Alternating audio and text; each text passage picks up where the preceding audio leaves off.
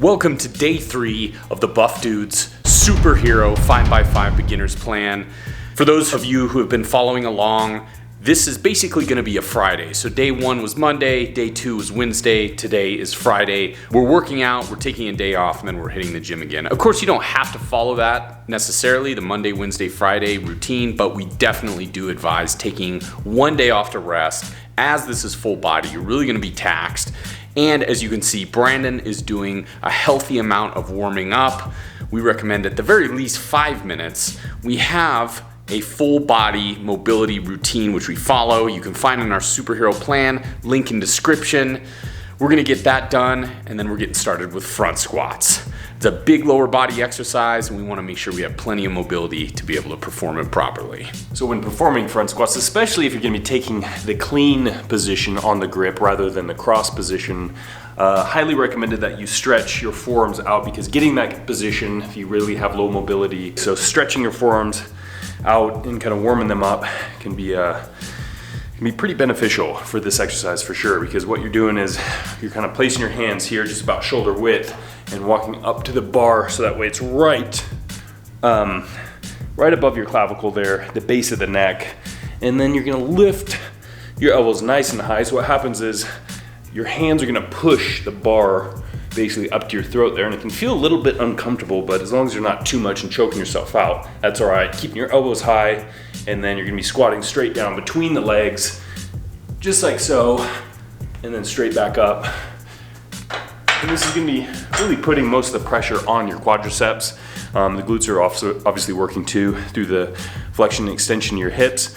But you see the positioning of the squat's quite a bit different, the front squat in comparison to the rear squat, obviously because the bar is placed on the front half, and you're going to have to now adjust your body accordingly. So instead of a rear squat when you're here, you're kind of slightly leaning forward a bit, making sure the bar is right over the midfoot.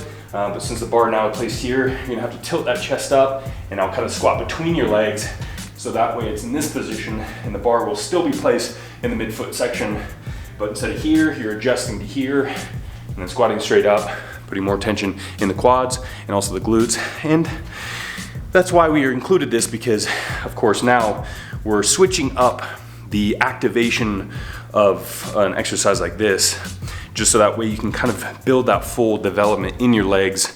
Obviously a lot, the previous day doing deadlifts, the day before that doing rear squats, works a lot of the hamstrings and glutes and quads, but this particularly really targets the quads and glutes, and that's what we're trying to do with this exercise. Some of the issues in the front squat that I've noticed is the positioning of the barbell right in the front here, and it can really rest on your clavicle. It's gonna hurt quite a bit. So what will help me, and hopefully help you guys too if you try it, is try to protract your shoulders forward slightly. So it kind of creates a bit more of the shelf, and it brings your clavicle kind of back. So the barbell will sit more on your shoulders and less just right on the clavicle here. And hopefully it makes it a bit more comfortable. So you're here rather than back retracted, you're protracted here. That way that barbell has a nice shelf to sit on, and you get a lot more comfortable, especially when you're on heavier with this, because I've had it where I've gone heavy and the barbell rests right on the clavicle there, and it just becomes red and inflamed, and it just makes the exercise almost unbearable. You're not really thinking about your legs, you're just thinking about how much the barbell's hurting here. So kind of the positioning there can help a lot if you're going heavy with this.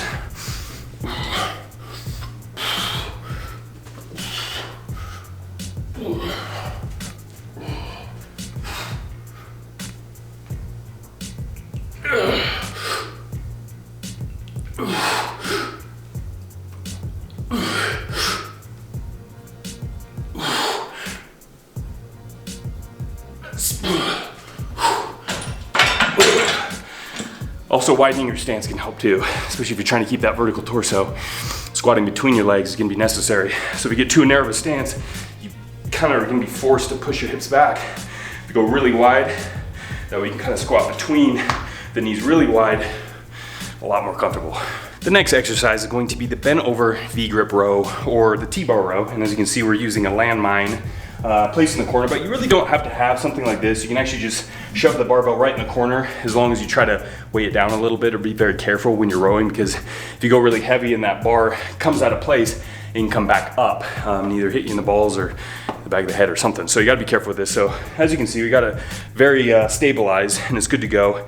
We're gonna do a feel out set, much like we do in any other exercise, but With this exercise, it's very similar to a bent over row, but now we're utilizing the V grip, which is closing up your grips. And what that's gonna do is also bring your elbows closer to your body, and in turn, working a bit more of the lats, kind of that lower back area, because as you widen the distance between your elbows and body here, you're gonna be working a bit more of the upper back, like your rear delts, teres major, minor, traps, things of that nature. Now they're still engaged in this exercise, but not quite as much as, let's say, a standard bent over row. So that's why we're switching up the grip, just to work the lats a little bit extra on this one.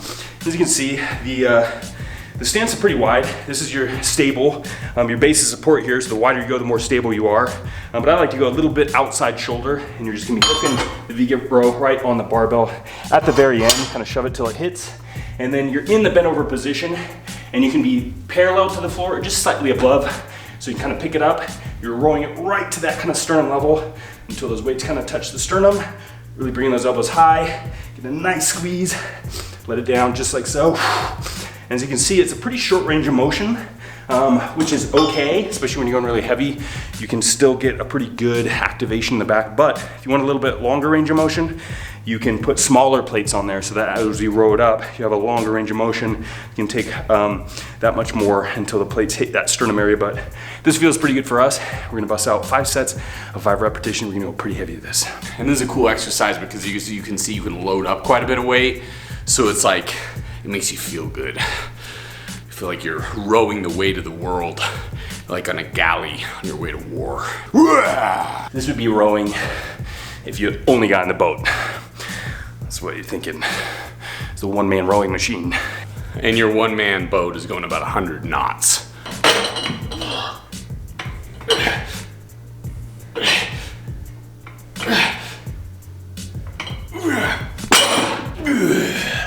I pointed out in one of our prior 5x5 videos that a great band name could be named after the skull crusher, which of course isolates the triceps. And some of you in the comments and also on Twitter gave me quite a few bands that are actually called skull crushers. So I need to up my music knowledge a little bit, and now I have a whole playlist full of like 75 songs from 5 different bands named skull crushers. So thank you.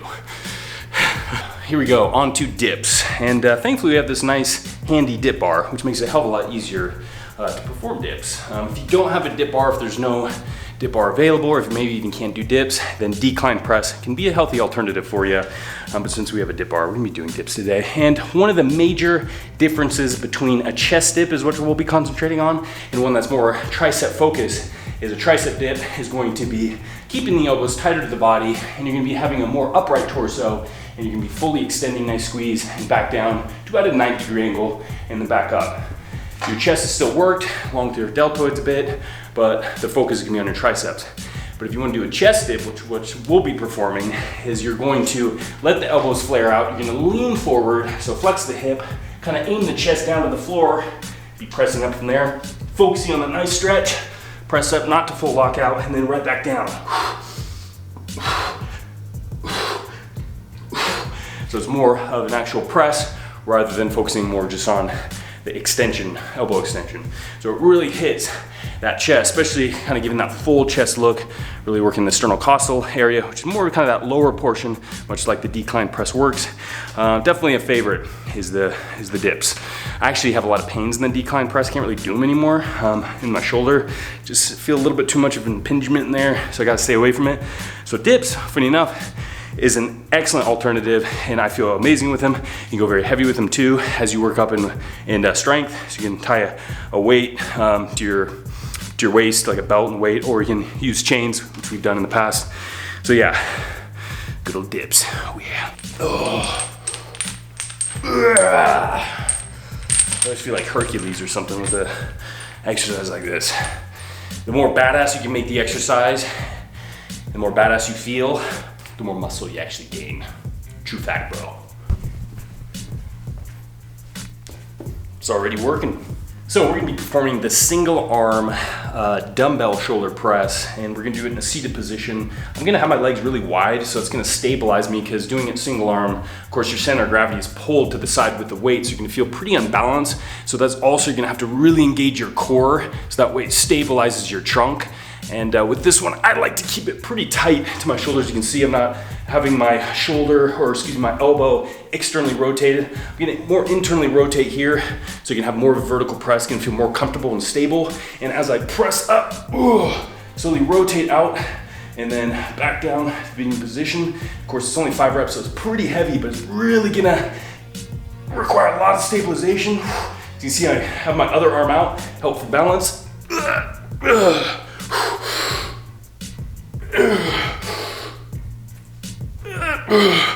Oh yeah, that's very difficult. Much like any other press, of course, it's working your shoulders, your deltoids, also your trap. But it's really, since it's a unilateral, it's focusing on one side and then moving on to the next. So you can really tell, you're lagging, your lagging parts. If you're obviously right-handed, right side dominant or left side dominant, usually that's gonna be your stronger side, the one that you use the most. So with the unilateral exercise, you can always key in on that and then try to correct those issues in the long run. You don't necessarily have to do more reps on this type of exercise in this type of program, but after all your compounds, you can do some extra reps on your weaker side to really try to bring that strength up and also size as well.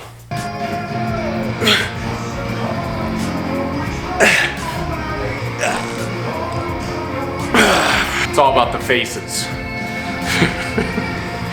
It's extra activation, the more crazy you look. Get it. Weights almost won that one. Yeah, they did. That was like Endgame times 10. Oh yeah. It's a battle against the weights. Who's gonna win? Are you gonna get those 5 repetitions, or is the weight gonna win? Once you start thinking about, is it being a battle or war, and you need to win it, it's life or death, sometimes it helps you push that extra mile, extra little bit.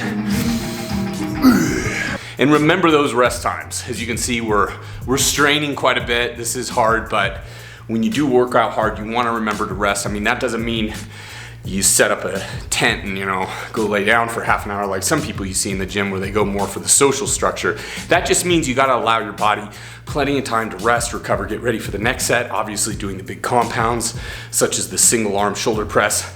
We're taking up to a 2-minute rest time because we wanna make sure we're recovered and we're ready for that next set, so we're gonna be able to maximize that weight we're using. That is it, we're done with the big compound movements. Now we're going on to another unilateral exercise, but this one's gonna be in isolation, and we're really targeting the triceps because it's gonna be the single arm French press, which is really just working on the elbow extension, much like any other isolation that's meant for the tricep. But in this case, we're gonna be really focusing on the stretch position, the overhead position, rather than just kind of the downward motion, or either like a standard cable extension, or even like a skull crusher where it's put in front of your head. We're gonna be doing above the head, and this is gonna create a lot more stretch in the tricep. You can really create that kind of downward pull. And then from this position, you extend straight up.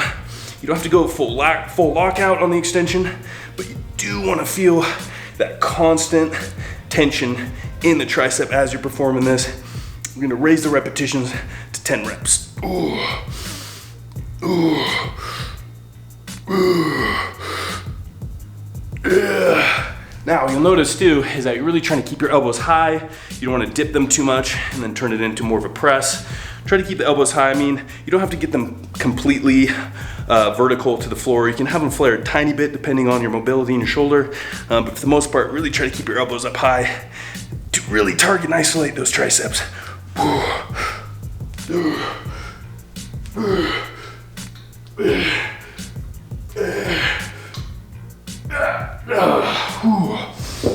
Oh yeah, that burned.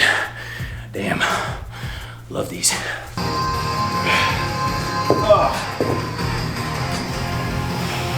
Always be flexing. All right, now we're on to the front raises, which is gonna be another isolation exercise for the front deltoids, the anterior, really working on the flexion of the shoulder here. One thing you'll find about an exercise like this, there's 3 different ways you can do it. You can just do a unilateral, focusing on one side. You can do alternating, which we'll be doing, or you can do both at the same time, which is obviously very good too. Now with the center of gravity pulled away from you as you raise the dumbbell up, you're really gonna have to engage the core to balance that position. You're also gonna have to contract a lot in that front delt to bring that dumbbell up too. And the higher you go, the more contraction the traps will have to kind of be engaged a bit more to balance that position. But it's a pretty simple exercise. Obviously it's isolation. We like to go a bit lighter in this. So what you want to do is go ahead and rotate your thumbs up, and it's going to free up that shoulder, feel a lot more comfortable, and in the long run you'll have less wear and tear on your shoulder. So that's a good alternative hand positioning you can perform in this exercise.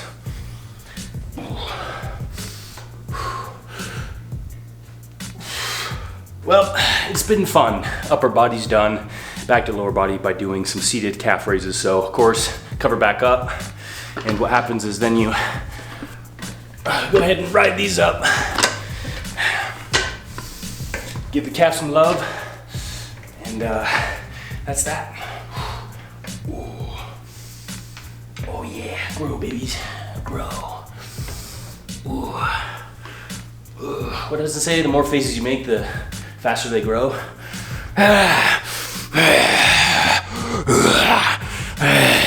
And what Brandon just did is exactly the reason why we're working out in a home gym, and we've been kicked out of every commercial gym we've ever worked in. So hope you enjoyed the beginners series. Hell yeah, we had a lot of fun.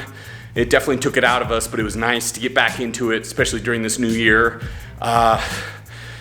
Good luck. Hope you enjoyed it, and see you next, because we're beginning the superhero plan itself. Stage 1, here we come.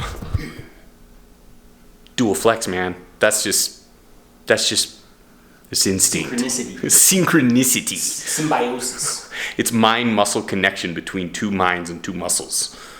Whoa.